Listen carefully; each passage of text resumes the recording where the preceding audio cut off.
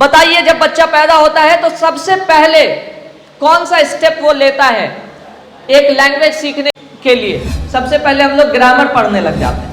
इसमें से बहुत सारे स्टूडेंट्स ऐसे थे, हर क्लास में है, 10th में ज़्यादा है, जिसको यही नहीं समझ में आ रहा है कि अंग्रेज़ी कैसे बोलना है और कैसे सीखना है। आज मैं आपके सामने 5 पॉइंट्स लिखने वाला हूं और इस 5 पॉइंट्स में हम लोग बात करने वाले हैं कि अंग्रेजी को स्टेप बाय स्टेप कैसे सीखा जाता है। अंग्रेजी को स्टेप बाय स्टेप कैसे सीखा जाता है, इस पे हम लोग बात करने वाले हैं। हम लोग एक एग्जाम्पल लेंगे एक बच्चे का। एक बच्चा जब दुनिया में आता है तो उसको न बोलना आता है, न पढ़ना आता है, न लिखना आता है, न सुनना आता है। बच्चे का कान भी नहीं खुलता है। बच्चे का कान भी पहला दिन नहीं खुलता है, बाद में खुलता है। तो न उसको बोलना आ रहा है, न पढ़ना आ रहा है, न लिखना आ रहा है, न सुनना आ रहा है, लेकिन फिर भी वो किसी भी ज़बान में, जिस ज़बान के बोलने वाले माता पिता के पास वो पैदा होता है, वो ज़बान वो बोलने लगता है। मेरे अम्मी और अब्बू उर्दू बोलते थे, हम उर्दू बोलने लगे। किसी के अम्मी अब्बू बंगला बोलते हैं, वो बंगला बोलने लगता है। कोई अंग्रेज़ का बच्चा अंग्रेज़ी बोलने लगता है, फ्रांसीसी का बच्चा फ्रेंच बोलने लगता है, स्पेनिश का बच्चा स्पेनिश बोलने लगता है। ये कैसे पॉसिबल होता है, इस पे हम लोग आज डिस्कस करेंगे और इसी वे में हम लोग अंग्रेज़ी सीखेंगे सारे के सारे स्टूडेंट्स, ठीक है। बताइए, जब बच्चा पैदा होता है तो सबसे पहले कौन सा स्टेप वो लेता है एक लैंग्वेज सीखने के लिए? वो पहले सुनता है। वो क्या करता है जी? वो सुनता है ना। तो पहला जो हमारा स्टेप होगा वो क्या होगा? लिसनिंग।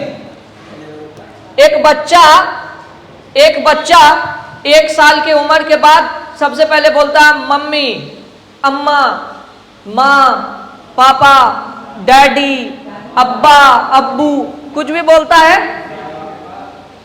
उसको कौन पढ़ाया कि अब्बू होता है पापा का इंग्लिश, ये पापा का हिंदी अब्बू होता है, या इस आदमी को अब्बू बोलते हैं, ये कौन सिखाया उसको? कोई किताब सिखाई, कोई टीचर सिखाया? उसने सुना कि उसके बाप आता है जब भी तो वो बोलता है बेटा बोलो पापा। अब उसको ये समझ में आ गया कि इस आदमी को पापा बोलना है। तो लिसनिंग इज इंपॉर्टेंट।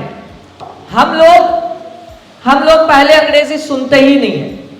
हम लोग पहले क्या करते हैं भाई? सबसे पहले हम लोग ग्रामर पढ़ने लग जाते हैं। पहला जो इंपॉर्टेंट चीज है वो है लिसनिंग। और उसके बाद दूसरा क्या होता है जी?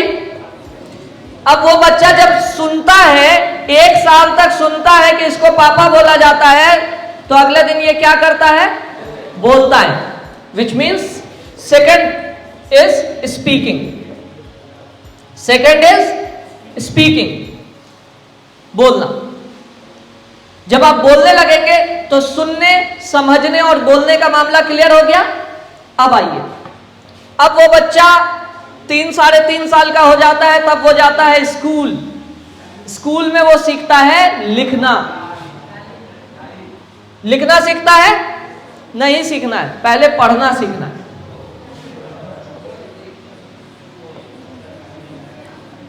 तीसरी इंपॉर्टेंट चीज क्या है जी? रीडिंग, पढ़ना। पहले अलिफ बे ते से पढ़ोगे तब ना लिखोगे, पहले पढ़ोगे तब ना लिखोगे। चौथी चीज राइटिंग। तो जो पांचवी चीज जो हम लोग करेंगे वो क्या होगा जी? ग्रामर का प्रैक्टिस। Grammar practice. ये बोलने की प्रक्रिया में पहला इंपॉर्टेंट चीज है सुनना, हमने सुना नहीं। लिखने की प्रक्रिया में पहला चीज है पढ़ना, हमने पढ़ा नहीं। हमने पहला क्या शुरू कर दिया? पहले शुरू कर दिया ग्रामर। हमने सबसे पहले ग्रामर शुरू कर दिया। Noun, pronoun, adjective, verb, adverb, preposition, conjunction, interjection. ठीक बात है भाई मेरे। ग्रामर से आपको ग्रामर तो आ जाएगा, लेकिन पढ़ना या लिखना नहीं आएगा, बोलना नहीं आएगा। बोलने के लिए सुनना, लिखने के लिए पढ़ना जरूरी। यहां तक क्लियर है?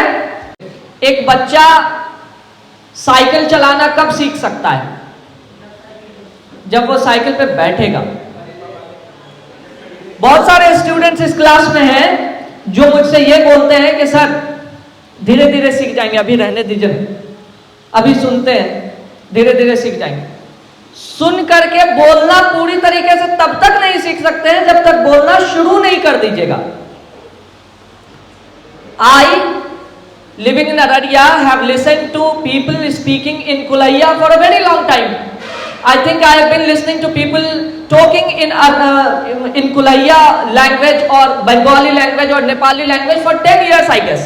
But I have not still been able to speak in Kulaiya language. Why?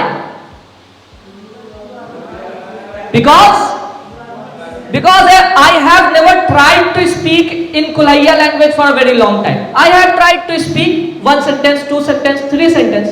But English, which is not my native language, which is not being spoken by the people around me, I can speak in English. Not Kulaiya language. Why? Why? Because I have tried to speak in English and not in Kulaiya language. If I would have tried to speak in Kulaiya, if I would have tried to speak in Bengali, if I would have tried to speak in Nepali, then it would have been possible that I would be a fluent speaker of Kulaiya, Sekhra, Bengali, Nepali. But I have tried to speak in English. That's why I am able to speak in English. एक बच्चा तभी cycle चला सकता है जब वो cycle पे बैठेगा। साइकिल के बगल बगल से लेकर के साइकिल को दौड़ेगा और बोलेगा कि मैं सीख जाएंगे धीरे धीरे, पॉसिबल है? जब तक बैठोगे नहीं तब तक सीखोगे नहीं। वैसे ही आपको अंग्रेजी नहीं समझ में आती है, कोई बात नहीं है, सुनते रहिए। ये बोलती है कि sir why do you teach in English? आप इंग्लिश में क्यों पढ़ाते हैं? वो जो स्टूडेंट है, क्या नाम है बाबू आपका जी? अनम बोलती है कि सर आप इंग्लिश में बोलते हैं, हम लोग को समझ में नहीं आता है। मत समझो, धीरे धीरे समझ में आएगा। अगर हम बोलेंगे ही नहीं इंग्लिश में तो आपको कभी समझ में नहीं आएगा।